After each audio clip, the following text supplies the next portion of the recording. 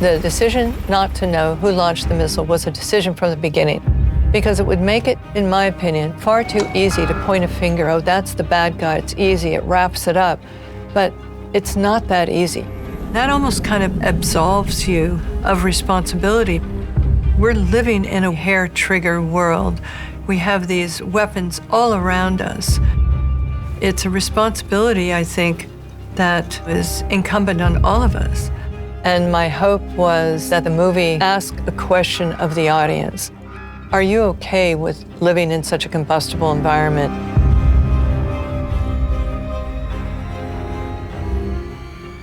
What inspired me to write the film has been a lifelong fascination with the nuclear threat. We wake up every day in a world where there are enough nuclear weapons to destroy the planet several times over. Most of us go about our day not thinking about that threat at all, but there is a whole community of people who deal with it every day, and we wanted to explore the reality of what that threat means. One of the things that people don't think about often is that a missile like that gets launched, there's a certain amount of time before our satellites and other early detection systems would catch it. And then, of course, there's a certain amount of time that it would take to get all the decision makers on the phone. Shooting in real time was something that I wanted to do from the beginning. And yet 18 minutes would be a very short film. So we thought of breaking it up, and it would be interesting to look at it from all these different perspectives. The man on the ground at Fort Greely in missile defense, who was the first person to identify the incoming nuclear ICBM. And then you have the White House Situation Room, which takes that information up the chain of command to Strategic Command, which is located in Omaha, Nebraska, which is the home of our nuclear umbrella. Then it moves up to the Secretary of Defense, who's in the Pentagon. And the final one is with the president, who is the last person to find out about this horrible situation. What you realize is a president of the United States would be faced with the most momentous decision of their entire life and career. They'd have very little preparation, and then suddenly they would be handed a telephone and told they have maybe 4 or 5 minutes to decide how to respond to an event that could end human civilization. I had one briefing when I was sworn in, one. And they told me that's the protocol. They told me the same thing. Shit, I got a whole fucking briefing on when a Supreme Court justice dies. Replacements. Replacement, what happens if the replacement drops out? Shit, what to do if the original guy crawls out of his grave and wants his job back? Idris was someone that we met with on Zero Dark 30, and Kathryn has admired for a long time. So he was in a very early thought about who to play the president. It's a very specific role to cast. But Idris comes with a certain amount of gravitas and humanity, and he just seemed like a perfect fit. Because of the 3-part nature of it, so you only hear him for the first 2, and you don't see him because he's on a rotary phone, so everyone's on these video calls and his screen's black. It just says POTUS, and you hear this voice. Hello?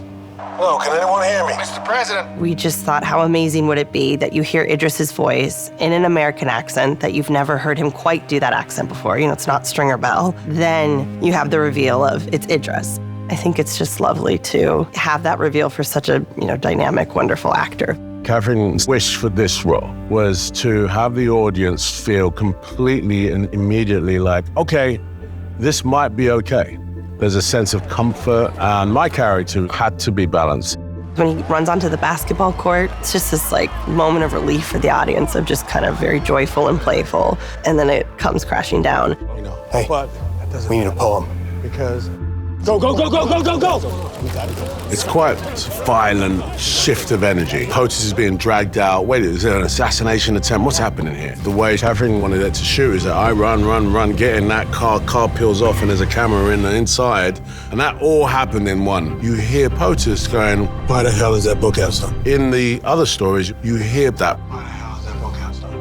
Why the hell is that book out, son? Mr. President, significant time and expertise were devoted to designing these options. All that stuff was dessert for me. That, to me, was what made me interested in the movie. To hear Idris just audio, because I cut it in story order. By the time you finally get to see him perform all these things that we've heard earlier, I went back and had to replace all those bits of audio to make sure that they were exactly the pieces that we used later. For me, it was incredibly important for it to be emotionally working and to be exacting. Could be a mistake. On our end or theirs? I would obscure things. I felt it wasn't necessary to be completely clear in the first scenario, because in the second one, that might be clarified. And if not, it would be very clear in the third one. In the film, the military aide who carries the nuclear football says to the president, "My job is to explain your options and execute your orders. I'm not You carry qualified this to thing all advise." day long. I've never seen it before. I actually call them rare, medium, and well done. It's sick, I know. Illustrates the point.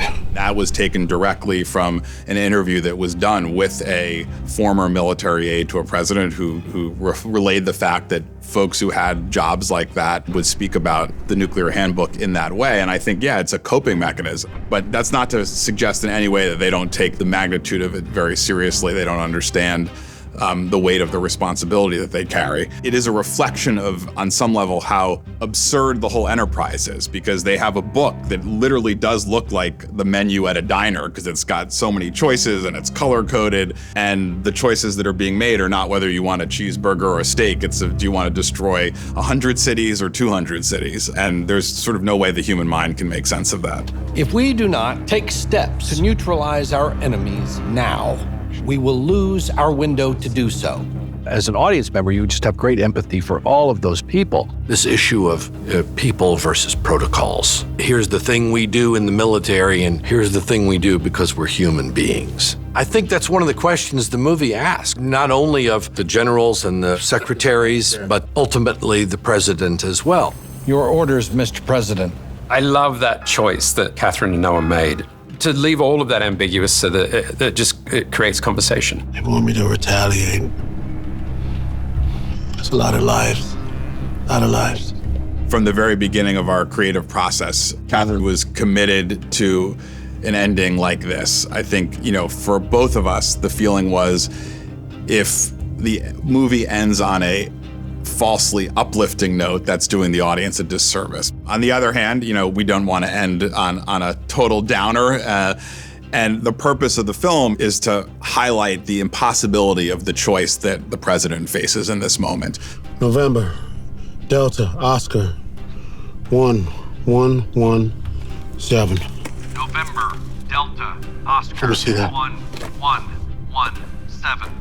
We made a couple decisions in terms of our storytelling. One was to never say definitively who had initiated the attack, because it's really not about that. It's not about identifying a particular villain. And the second decision was to end in a slightly ambiguous way in terms of what decision the president made. We live in a world where these weapons exist that can reduce humanity to rubble. It is the greatest existential threat that humanity faces. And so it was always the intention to shine a light on that, and that's what Kathryn looks for. Bring people into the world, make them understand the world that they live in. We might not be able to change the world right here, but we've started a conversation. How we raise our children, our moral values. It's important because it can start the conversation. That's a conversation that needs to be had. I wanted to make this movie to shine a light on the threat of a combustible environment that we live in. Hence, A House of Dynamite. It's kind of a miracle that we are all still here, given the environment we live in.